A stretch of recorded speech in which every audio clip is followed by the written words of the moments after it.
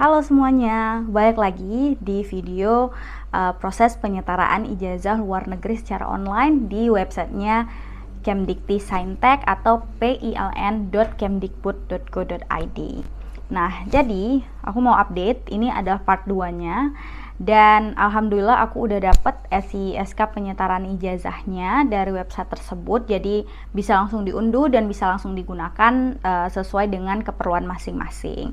Nah, tapi di sini aku mau nge-share timeline. Aku mau nge-share timeline proses pengusulan tersebut itu seberapa lama. Karena alhamdulillah aku itu tidak ada revisi, tidak ada disuruh mengajukan pengajuan ulang atau tidak ada disuruh upload dokumen tambahan dan sebagainya. Jadi untuk teman-teman yang mau tahu prosesnya itu bisa lihat di video part 1 tentang penyetaraan ijazah online.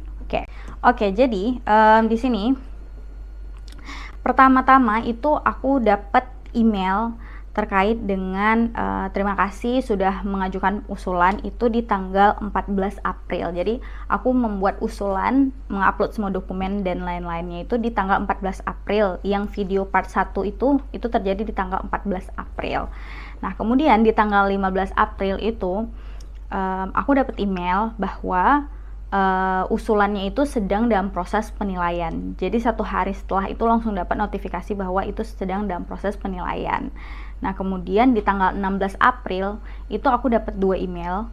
Jadi yang pertama itu mengatakan bahwa statusnya itu sedang dalam proses verifikasi, dan yang kedua itu dikatakan bahwa statusnya itu sedang menunggu proses konversi. Jadi dari proses verifikasi itu dikirimkan kalau nggak salah jam 8 pagi, kemudian untuk proses konversi itu di jam 8.40. Jadi cuma terselang 30 menitan aku dapat email kedua menyatakan bahwa statusnya udah berubah menjadi menunggu proses konversi. Nah, kemudian ini agak lama nih prosesnya. Kenapa? Karena aku tidak mendapatkan email. Jadi email terakhir itu tanggal 16 April dan kemudian sampai akhir April juga tidak dapat email apapun, dan di tanggal 2 Mei itu baru aku mendapatkan email yang mengatakan bahwa pengusulanku itu sedang dalam proses SK. Nah, ini berarti kan sebentar lagi udah selesai nih. Nah, jadi aku mikirnya besokannya itu udah selesai karena dalam proses SK kan, which is kayak mungkin tinggal tanda tangan. Nah, ternyata enggak, ternyata aku baru dapat notifikasi email lagi yang mengatakan bahwa usulannya udah selesai diproses dan SK-nya udah terbit itu di tanggal 5 Mei. Jadi ada rentang waktu dari tanggal 2 sampai tanggal 5 itu baru keluar si SK penyetaraannya. Jadi ada sekitar 3 harian baru keluar SK-nya. Jadi totalnya itu dari proses pengajuan sampai keluarnya SK itu sekitar tanggal 14 sampai tanggal 5. Berarti 15, sekitar 20 harian. Jadi ya untuk teman-teman yang mungkin butuh secara cepat itu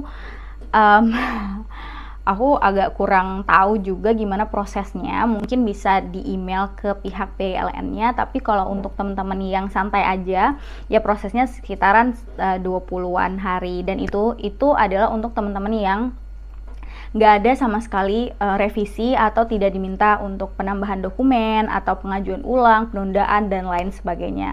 Dan alhamdulillah aku juga sekali apply, sekali usul langsung keluar SK-nya. Jadi gitu. Nah, di sini kita akan lihat seperti apa sih bentuk dari SK penyetaraan ijazah online tersebut.